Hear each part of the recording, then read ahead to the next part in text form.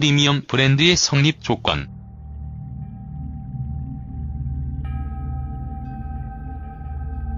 자동차에서 럭셔리 브랜드 또는 프리미엄 브랜드, 즉 고급 브랜드의 조건은 무엇일까? 지금도 도로에 나가보면 전통적인 럭셔리 브랜드의 차들이 자웅을 겨루고 있지만 또 그에 못지않게 그런 브랜드가 되려고 발버둥치고 있는 곳도 많다.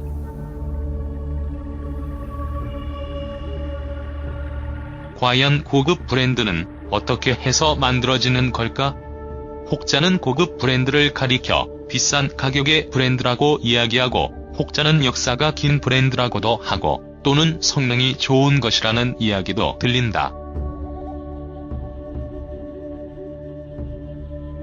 글 구상.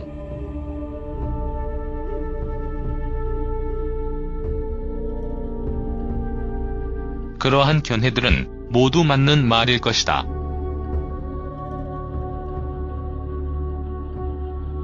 고급차들은 모두 저런 특징들을 가지고 있기 때문이다. 그렇다면 비싸고 역사가 길고 성능이 좋기만 하면 하루아침에 프리미엄 브랜드가 되는 걸까? 물론 긴 역사는 하루아침에 만들어지지는 않지만 가격은 마음만 먹으면 비교적 짧은 시간 만에도 높은 수준으로 만들 수 있다.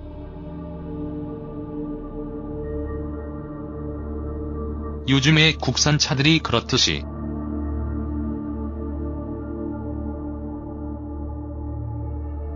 아무튼 오늘은 자동차에서 고급 브랜드의 성립 조건에 대해 생각해보자. 프리미엄 브랜드와 럭셔리 브랜드.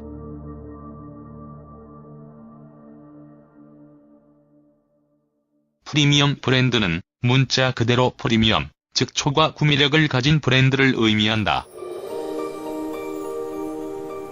여기에서 말하는 초과 구매력이란 기본적인 요구를 충족시키는 상품에서 한 단계 올라선 보다 고품질, 고가의 제품을 구매할 수 있는 능력을 말한다. 대개 프리미엄 브랜드의 상품들은 물리적인 기능에서 기본적인 수준 이상의 높은 품질과 성능을 가지고 있고, 또 그런 특징을 가장 대표적인 속성으로 가진다. 그렇지만 한편으로 프리미엄 브랜드가 반드시 럭셔리 브랜드를 의미하는 것은 아니기도 하다. 자동차 브랜드 중에서 제규어는 오랜 전통과 고성능, 특색 있는 디자인, 수공예로 만들어진 고품질과 개별성 등으로 전통적인 럭셔리 브랜드로 분류된다. 또한 제규어의 차종들은 모두가 성능 좋은 차량들로 구성되어 있다. 한편으로도 다른 고급 브랜드 미니는 클래식 모델을 재해석한 차체 디자인과 작지만 고성능의 구조, 그리고 소량 생산 방식 등으로 일반적인 소형 승용차보다도 비싼 가격으로 팔리는 브랜드이지만 럭셔리 브랜드라고 하지 않는다. 두 브랜드의 모델 모두 동급의 타 차량들보다 비싼 가격으로 팔리고 있지만 한쪽은 럭셔리 브랜드이고 다른 한쪽은 프리미엄 브랜드이다. 럭셔리와 프리미엄의 공통점은 무엇이고 차이점은 무엇일까? 럭셔리 브랜드와 프리미엄 브랜드의 공통점은 동급의 다른 차량들보다 비싼 가격을 받고 있지만 소비자들은 그 비싼 가격을 바가지라고 생각하지 않고 기꺼이 지불한다는 점이다.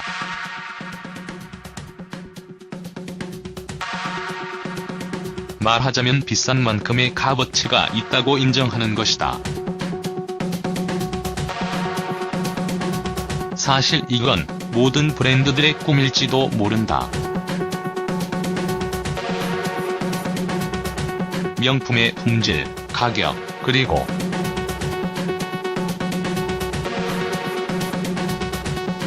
아무리 비싼 가격표를 붙여도 사람들이 그 물건을 사려고 줄을 선다면 정말 팔자 좋은 장사임에 틀림없다. 명품 옷이나 핸드백 등이 그런 예이다.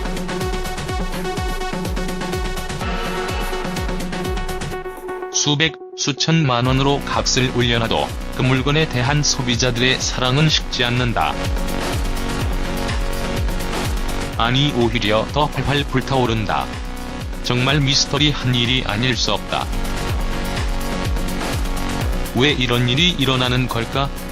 물론 그런 고가의 핸드백들의 물리적 품질은 최고 수준이다.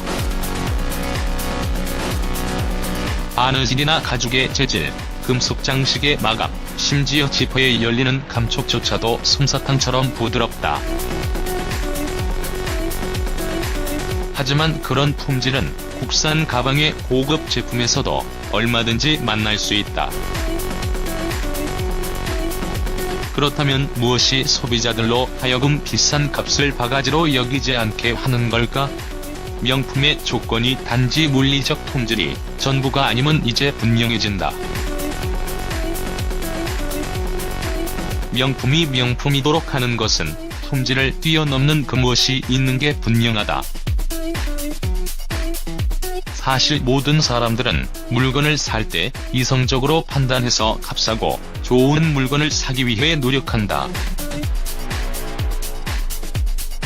그래서 조금 멀더라도 차를 몰고 할인점을 찾아가는 건지도 모른다.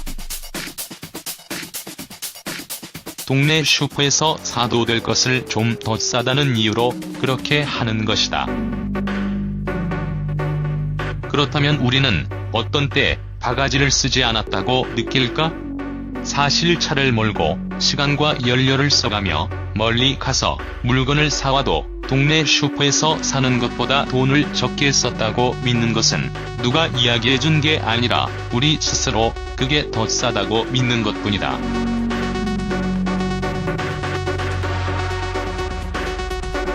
사실은 우리는 우리가 그렇다고 믿는 것을 믿는다. 메이커의 노력. 종교를 언급하는 것이 조금은 조심스럽지만 사실만을 이야기한다면 우리들 중 어느 누구도 심지어 성직자들조차도 예수가 죽은 지 사흘 만에 부활한 것을 직접 목도하지 못했지만 그 이야기를 그렇다고 믿고 있다.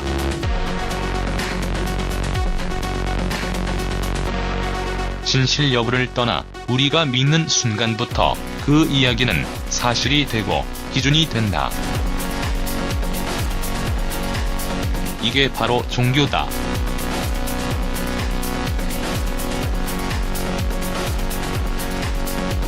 수백만 원을 주고 산 수입 핸드백이 수십만 원짜리 국산 핸드백과 같은 품질이라고 해도 바가지 쓴 게 아니라고 느끼는 건 그 브랜드가 가진 신화를 믿기에 기꺼이 헌금을 내는 것이다.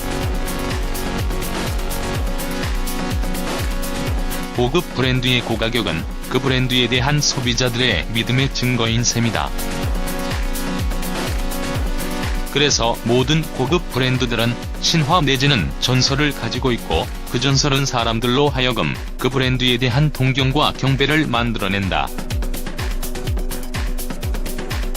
역사가 긴 브랜드들은 그들의 긴 역사가 곧 신화이고 전설일 수 있지만 후발 브랜드들은 역사를 대신할 신화와 전설을 만들기 위해 아무도 오르지 않는 스키 점프대를 차를 가지고 오르기도 하고 구두 위에 와인 잔으로 피라미드를 만들고 주행 테스트를 한다.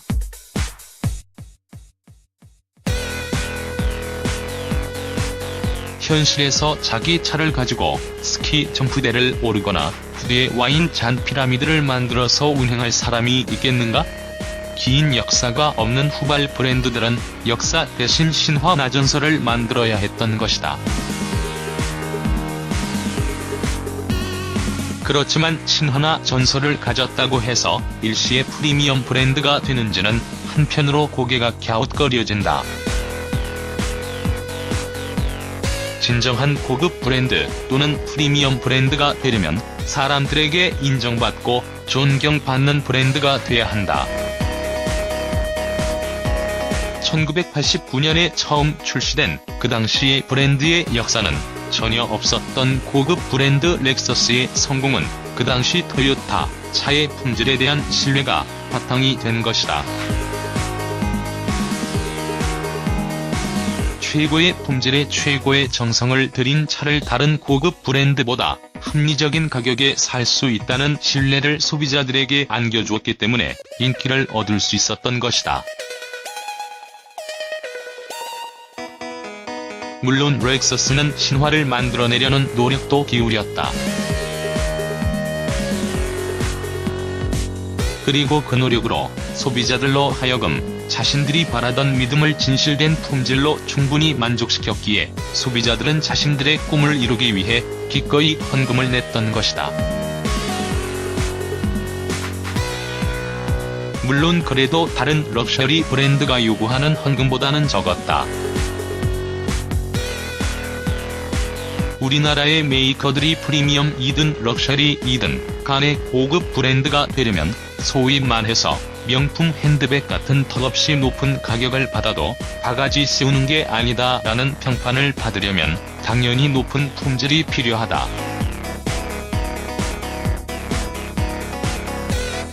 품질은 설계 품질, 조립 품질, 그리고 판매 품질로 구성된다. 그런데 소비자들이 느끼는 대부분의 품질 문제는 바로 조립 품질에서 비롯된다. 토요타와 렉서스는 이 부분에서 특히 강점이 있다. 그러나 국산차는 이 부분에서 여전히 해결해야 할 부분이 많다. 꼼꼼하지 못한 조립 마무리로 삐걱거리거나 도색 불량으로 녹이 쓰는 문제 등은 대부분 여기에서 비롯된다. 실제로 높은 수준의 조립 품질은 차를 사용하는 소비자들이 피부로 느끼는 부분이고 동경과 찬사를 받아서 그것을 갖고 싶다는 꿈을 꾸게 만든다. 갖고 싶어서 꿈꾸는 브랜드를 비난하는 소비자는 없다. 결국 소비자로 하여금 갖고 싶다는 꿈을 꾸게 만드는 브랜드가 바로 럭셔리 또는 프리미엄 브랜드인 것이다. 소비자의 꿈을 얻게 된다면 다른 건 자동으로 따라온다. 이미 벤츠나 렉서스는 그걸 알고 있는지도 모른다.